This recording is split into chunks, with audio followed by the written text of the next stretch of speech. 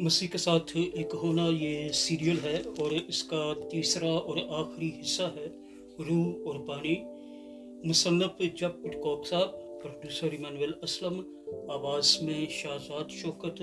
और यहाँ पर हम देख रहे हैं तारुफ का सफ़ा नंबर 1 है। हवाला नोट फरमाइएगा। पहला तवारीख है और उसका 28 बाब है, 10वीं आयत है और खुदावंद के कलाम में यूं मरकूम है, सो होशियार रहो क्योंकि खुदावंद ने तुझको मक़दस के लिए एक घर बनाने को चुना है। सो हिम्मत बांध कर काम कर। खुदावंद के पाक कलाम के पढ़े सुन जाने पर उसकी बरकत नाज़िल हो। सब कहिएगा आमीन। खुदावंद का शुक्र हो।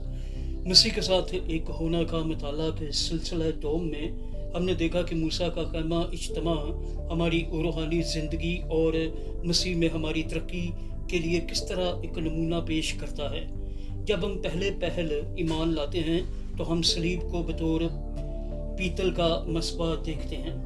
यसू के खून के वसीला से हम माफ़ी पाते और बहाल हो जाते हैं और फिर भी ये मसीह में हमारी नई ज़िंदगी का आगाज़ ही होता है। ख़ैमा इज्तिमा की तरह हमारी रूहानी तरक्की का हदफ खुदा की हजूरी है। चुनांचे पाक तरीन मकाम में हम मसीह के साथ एक होकर गहरे ताल्लुक और मोहब्बत में उसके साथ रफाकत रख सकते हैं। जिस तरह मूसा को ख़ैमा इज्तिमा और सुलेमान को हैकल बनाने के लिए बुलाया गया, उसी तरह हमें खुदा की हजूरी के लिए एक इबादत खाने बनाने की बुलाहट है।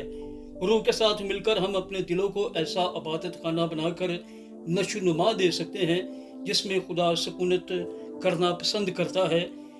रूह के वसीला से हम जिंदा खुदा की हैकल बन सकते हैं। अगला जुज़ है स्ट्रॉन्ग फाउंडेशंस, ठोस बुनियादें।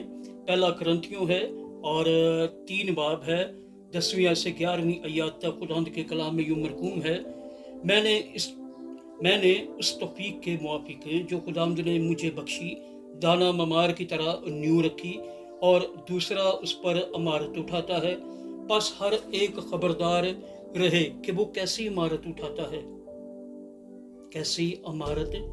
है, क्योंकि सिवाय उस न्यू के जो पड़ी हुई है और वो यसु मसीह है, कोई शख्स दूसरी नहीं रख सकता। खुदावंद के पाक कलाम के पढ़े सुने जाने पर उसकी बरकत नाज़िल हो। सब कहिएगा आमीन। खुदावंद का ही शुक्र हो।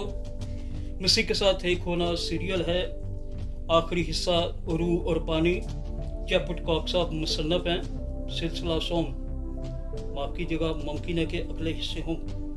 प्रोड्यूसर इमानुएल असलम, आवाज़ में शाहजाद शौकत। ये सफ़ा नंबर 1 है, इंट्रोडक्शन।